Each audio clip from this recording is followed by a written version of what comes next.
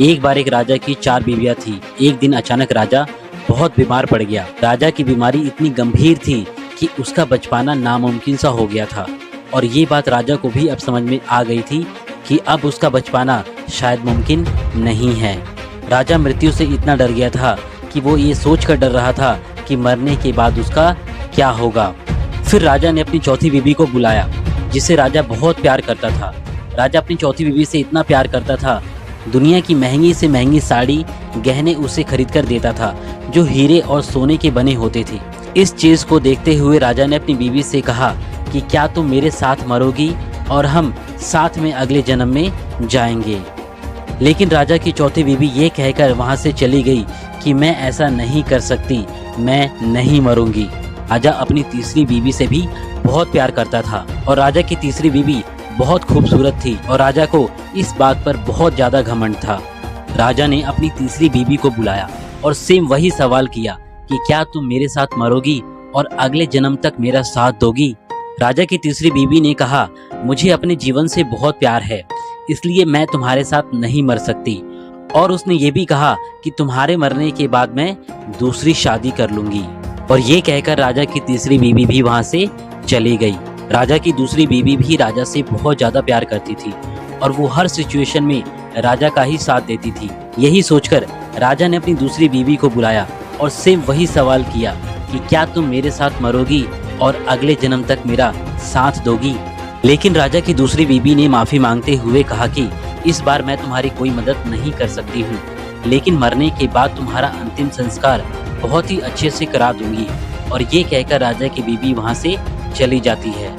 तभी राजा को एक प्यारी सी आवाज सुनाई देती है कि मैं हमेशा तुम्हारे साथ रहूंगी, तुम जहाँ जाओगे तुम्हारे साथ चलूंगी, तुम्हारे साथ ही जीऊंगी और तुम्हारे साथ ही मरूंगी।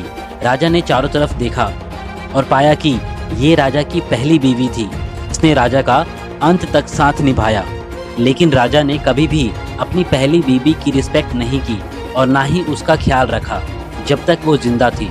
दोस्तों, अगर हम इस कहानी को गहराई से समझने की कोशिश करें तो हम पाएंगे कि चौथी बीवी हमारा खुद का अपना शरीर है, जिसे हम अच्छे कपड़े, नए हेयर स्टाइल, महंगे गहनों से सजाना पसंद करते हैं। लेकिन मृत्यु के बाद हमारा शरीर यहीं रह जाता है। हम इस शरीर को मृत्यु के बाद नहीं लेकर जा सकते। तीसरी बीवी हमारे द्वारा इकट्ठा किया गया धन और दौलत है। हम अपना पूरा जीवन पैसा कमाने में और धन को इकट्ठा करने में लगा देते हैं, जैसे महंगी गाड़ियां, महंगे घर, गहने आदि। लेकिन अंत में ये सारी चीजें यहीं इसी दुनिया में रह जाती हैं और हम अपने साथ कुछ भी नहीं ले जा पाते हैं। यहाँ तक कि हमारे द्वारा इकट्ठा किया गया धन दौलत भी दूसरे लोगों के बीच में बांट दिया जाता है। हमारी दूसरी बीवी हमारी फैमिली और फ्रेंड्स होते हैं। हमारा उन पर पूरा भरोसा होता है और जब भी हमें ज़रूरत होती है हमारी फैमिली और हमारे फ्रेंड्स हमारी हेल्प के लिए हमेशा वहाँ पे मौजूद होते हैं। लेकिन ये लोग भी सिर्फ हमारे अंतिम संस्कार तक ही साथ दे सकते हैं और इसके बाद वो भी हमें अलविदा कह देते हैं, क्योंकि मृत्यु के आगे हमारा कोई साथ नहीं दे सकता। और अंत में हमारी पहली बीवी हमारे द्वारा किए गए कर्म हैं।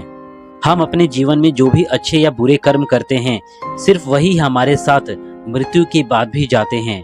अगर हम अपने जीवन में अच्छे कर्म करते हैं तो इस जीवन के साथ साथ मृत्यु के बाद भी खुशी और शांति मिलती है।